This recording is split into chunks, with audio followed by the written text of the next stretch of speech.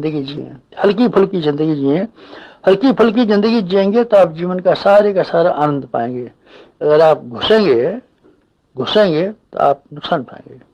आप अपने कर्तव्यों को पूरा करने के लिए जिंदगी को जिए, हंसी खुशी से जिए, बहुत महत्व न दें, किसी अपने कर्तव्य की उपेक्षा भी न बरतें, लेकिन इतने ज्यादा मशगूल न हो किसी काम में कि आप उसको अत्यधिक महत्व देने लगे और अपनी शांति खो बैठे। हमें मालिक की जिंदगी जीनी चाहिए, मालिक की नहीं।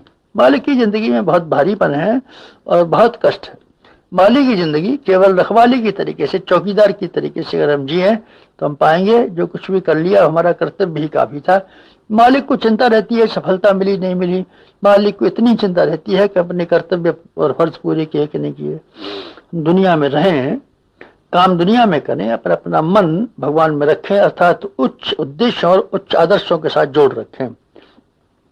कमल का पत्ता पानी पर तैरता तो है लेकिन डूबता नहीं है। हम दुनिया में डूबे नहीं, हम खिलाड़ी की तरीके से जिए, हार जीत के बारे में बहुत ज्यादा चिंता न करें। हम अभिनेता की तरीके से जिए, हमने अपना पार्ट प्ले ठीक तरीके से किया कि नहीं किया, हमारे लिए इतना ही संतोष बहुत है। ठीक है, परिणाम नहीं मिला तो हम क्या कर सकते हैं? बहुत सी बातें परिस्थितियों पर निर्भर रहती हैं। परिस्थितियां हमारी अनुकूल नहीं रही तो हम क्या कर सकते थे? कर्तव्य हमने अपना पूरा किया, बहुत हमारे लिए बहुत। इस दृष्टि से अगर आप जिएंगे तो आपकी खुशी को कोई छीन नहीं सकेगा और आपको इस बात की परवाह नहीं मिलेगी कि जब कभी सफलता मिले तब आपको प्रसन्नता हो। 24 घंटे आपको खुशी से जीवन जी सकते हैं। जीवन की सार्थकता और सफलता का यही तरीका है। आप मुनीम के तरीके से जिए, मालिक की तरीके से नहीं। आप बंदी रह के कैदी से अपने आप का मुकाबला करें कि जिसका घर कहीं और है, जेल में रहता तो है, अपने काम भी पूरे करता है, पर याद अपने घर वालों की बनाए रखता है। सैनिक सेना में काम तो करता है पर अपने घर वालों का भी ध्यान रखता है।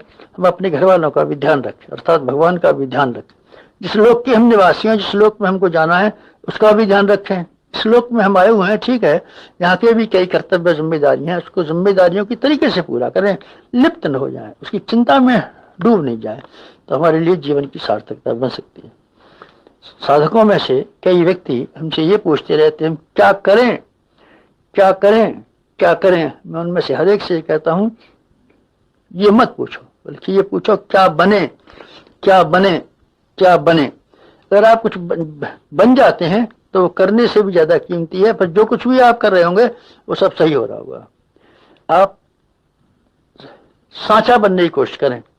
अगर आप सांचा बनेंगे तो जो भी गीली मिट्टी आपके संपर्क में आएगी, आपकी तरीके से, आपकी ढंग के शक्ल के खिलौने बनते हुए चले जाएंगे। आप सूरज बने, आप चमकेंगे और चलेंगे, तो उसका परिणाम क्या होगा? जिन लोगों के लिए आप करना चाहते हैं वो आपके साथ साथ चलेंगे और चमकेंगे। सूरज के साथ में 9 ग्रह और 32 उपग्रह हैं, ये सब के सब लोग चमकते हैं और साथ साथ चलते हैं। चूंकि सूरज चलता है, हम चले, हम प्रकाशवान हो, हम देखेंगे कि जिस जनता के लिए हम चाहते थे हमारा अनुगामी बने और हमारी ये नकल करे, आप देखेंगे कि आप चलते हैं तो दूसरे लोग भी चलते हैं। आप स्वयं नहीं चलेंगे और ये अपेक्षा करेंगे कि दूसरे आदमी हमारा कहना माने, मुश्किल बात है। आप गलें और वृक्ष बने, तो वृक्ष बनकर के अपने जैसे असंख्यों बीज आप पाएं कि अपने भीतर से पैदा कर डालें। हमको बीजों की जरूरत है, हम बीज आइए, बीज बनिए, बीज आइए, बीज लाइए। कहाँ से बीज आएंगे? आप गलिए, वृक्ष बनिए और अपने भीतर से ही फल पैदा कीजिए और प्रत्येक फल में से ढेरों के ढेरों बीज पैदा कीजिए। लीजिए, बन के तैयार। अपने भीतर से ही क्यों नहीं बीज बनाए? मित्रों, जिन लोगों ने अपने आप को बनाया है उनको ये पूछने की जरूरत न पड़ी क्या करेंगे। उनकी प्रत्येक क्रिया इस लायक बन गई कि वो उनकी क्रिया ही सब कुछ करा सकने में समर्थ हो गई। उनका व्यक्तित्व ही इतना आकर्षक रहा कि प्रत्येक सफलता को और प्रत्येक महानता को संपन्न करने के लिए काफी था। रामदास के शिष्य, सिखों के गुरु रामदास जी के शिष्य अर्जुन देव जी थाली बर्तन साफ करते थे।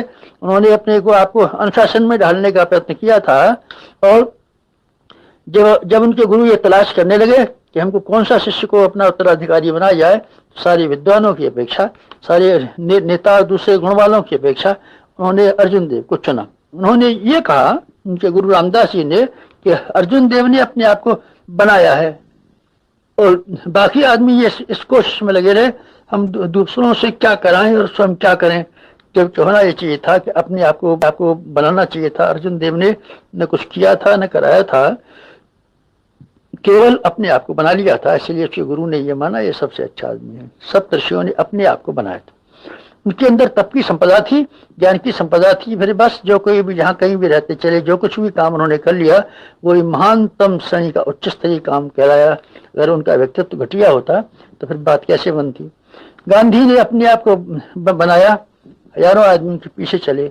बुद्ध ने अपने आप को बनाया, हजारों आदमी के पीछे चले। हम अपने भीतर चुंबकत्व पैदा करें। खदाने के अंदर जो लोहे के कण और धातुओं के कण जमा हो जाते हैं, उसका कारण यह है कि उसके जहाँ कहीं भी खदान होती है वहाँ चुंबकत्व रहता है। चुंबकत्व से छोटी छोटी चीज़ों को खींचता रहता है। हम अपनी क्वालिटी बढ़ाएं, हम अपना चुंबकत्व बढ़ाएं, हम अपना व्यक्तित्व बढ़ाएं। बस ये सबसे बड़ा करने के लिए काम है। समाज की सेवा करेंगे, हाँ ठीक है, वो भी आपको करनी चाहिए, पर मैं ये कहता हूँ कि समाज की सेवा से भी पहले और ज़्यादा महत्वपूर्ण इस बात को आप समझें कि हमको अपनी क्वालिटी बनानी है। कोयले और हीरे में रासायनिक दृष्टि से कोई फर्क नहीं।